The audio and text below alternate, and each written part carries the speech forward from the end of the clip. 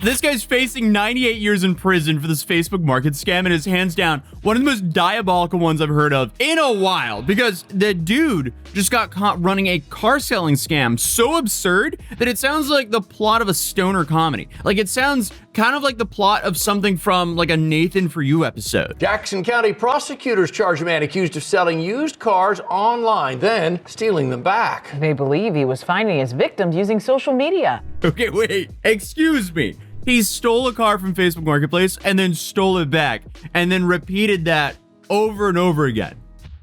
Dude just thought he found some sort of like infinite money glitch, except the law existed as well, unfortunately for him. Like, imagine you're shopping for your first car online, you find a great deal, you meet up with the owner, and even sign legitimate documents during the transaction. Everything seems normal until you wake up a couple days later and realize that your new car, it just disappeared overnight. I feel awful for the victims here, but this is so bizarre, it's hard not to laugh. So between the months of May and June of 2025, the Kansas City police say that they received not one, not two, but 8 reports of a similarly stolen vehicle. What is that, like one old like Japanese proverb? Fall down like 7 times and stand up 8. I guess this guy completely misheard that, because his version goes, sell a car 7 times, steal it back 8. Because this is just so crazy. And if it wasn't illegal and immoral in every single way to do this to people, I'd kind of be impressed with how many times he got away with it. Because you would assume when he relisted the car that he just stole on Facebook Marketplace, after just selling it on Facebook Marketplace, you think that people would kind of be onto him. Like, come on, it's the same car. And the same car is now suddenly back on Facebook Marketplace. Like, I feel like if my car was stolen, Facebook Marketplace might be one of the first places I would start looking for it. But it apparently took multiple months before authorities finally tracked down 24-year-old Mamadou Diallo and put a stop to his scheme. And it's kind of surprising to me, because social media has become a pretty common place for people to buy and sell everything from like used clothing to dropship garbage. Like the TikTok shop grifters who like are like pretending to handcraft something when you actually order it thinking this woman made this thing. It's actually some dropship garbage from China. I digress a bit there, but obviously online commerce has graduated to vehicles and even houses. And because of this, I feel like Facebook Marketplace scams are now unfortunately extremely common now. And it seems like Facebook Marketplace has also kind of become this like hotbed for stolen cars. Because unfortunately, even if you are quite savvy and you know what to look for, you can still find yourself getting the short end of the stick in a Facebook Marketplace deal. And a good chunk of these people using these sites are just regular, unsuspecting people who aren't seeing these scammer stories day in and day out. Because like, why would they assume the worst of a random person who isn't really just online? Because they eventually have to meet in person and do the exchange. Like, they would have no reason to assume the car that they're in the process of buying, number 1, is already stolen, and number 2, is about to be stolen from them within the next few days. Like, that is just crazy. Jackson County Prosecutor Melissa Johnson says this kind of cybercrime is becoming more common. She says no one should be leery of shopping online, but double-checking documents, email addresses, and phone numbers can help shoppers avoid trouble. Even in some circumstances, you can do all of that and still, unfortunately, end up on the wrong side of things. And so, again, I am not here to victim shame. I just want us to all be aware. Maybe that's why Mamadou wasn't caught instantly. Like, it being the same guy over and over again seems like the least likely scenario. But as ridiculous as it sounds, that's exactly what was happening. Prosecutors say this pattern of behavior happened 8 times and it cost victims a total of $24,000. So I guess using multiple aliases, Mamadou would post his car on Facebook Marketplace,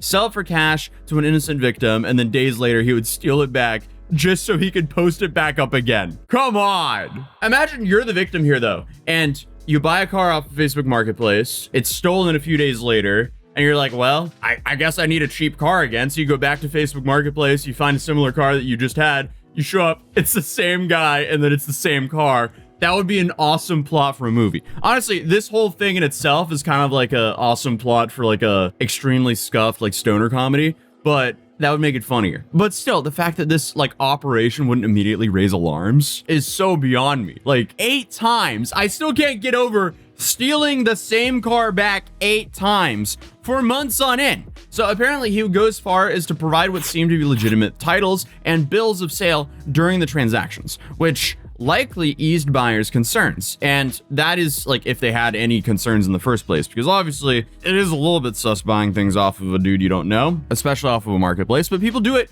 all the time. And most of the time people do it, it's fine.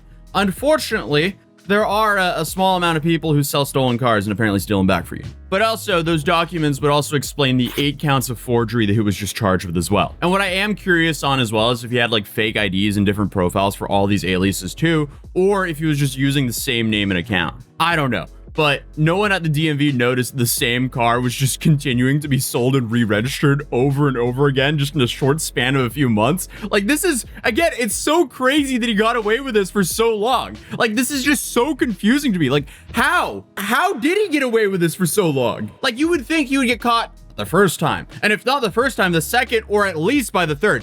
8 times? Like, come on. Even if Mom and Out wasn't going the legal route on his end, like, aren't the natural next stops for the buyers to register and insure it so it's like at least in some sort of database? Or was everyone he was selling this vehicle to just not registering the car nor even putting it on insurance?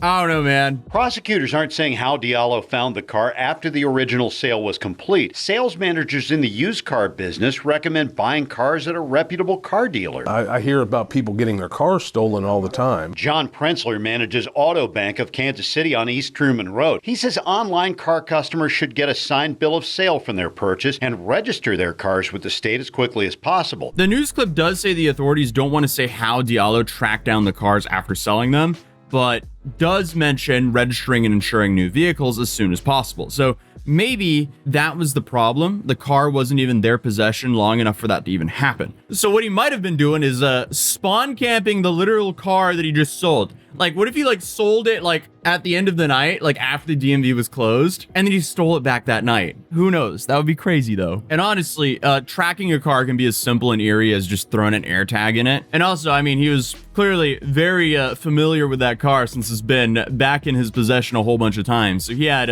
endless time to hide a tracker in it. Either way though, over the course of 2 months, he somehow made $24,000 defrauding his 8 victims using this tactic. And again, if this wasn't such an awful thing to do to people, this would probably be one of the funniest ways I've heard someone make 24 grand. But when Kansas City police realized they had 8 stolen cars and all of them were purchased on Facebook Marketplace and then reported stolen in the same way, it started rhyming. So they realized they had a serial car stealer on their hands. So after Diallo was identified as the fraudster, he was arrested and brought in, where he apparently denied ever buying or selling any cars on the platform, which is pretty funny, you know, considering how easy it would be for authorities to actually verify that he in fact was the person selling these cars, or this car over and over again. So for a measly $24,000 that he absolutely would have to pay back, court records show that Diallo was charged with 6 counts of first-degree tampering with a motor vehicle and 8 counts of forgery. And unfortunately for Diallo, if convicted, he's facing up to 98 years in prison, 2 years shy of a century, which is just crazy. Obviously, he's 24.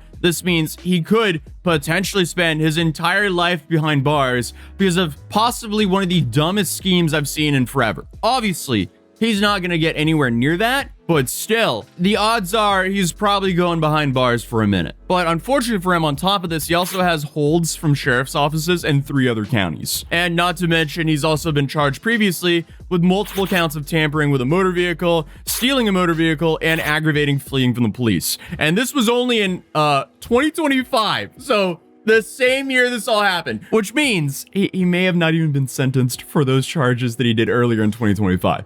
So odds are he's not going to get a slap in the wrist for this one. But for now, though, he's currently being held on a $30,000 cash-only bond. So maybe him and his friends get together and sell and steal back a car a whole bunch of times to raise the $30,000 to bail him out. Who knows, though? So the moral of the story is, if you're buying a car off of Facebook Marketplace or just privately, especially with cash, it might be worth doing some homework on where this car's from. Like maybe a Carfax or something like that at the minimum. And obviously, I understand why people buy off Facebook Marketplace, because sometimes the deal is just too good. But that goes both ways, because sometimes that deal is too good to be true. And here, that's possibly the story. But hey, if you're new here, feel free to subscribe, drop a like if you enjoyed the video, and YouTube thinks you'll enjoy this video. So I definitely recommend checking it out, and I'll see you guys in the next one. Peace.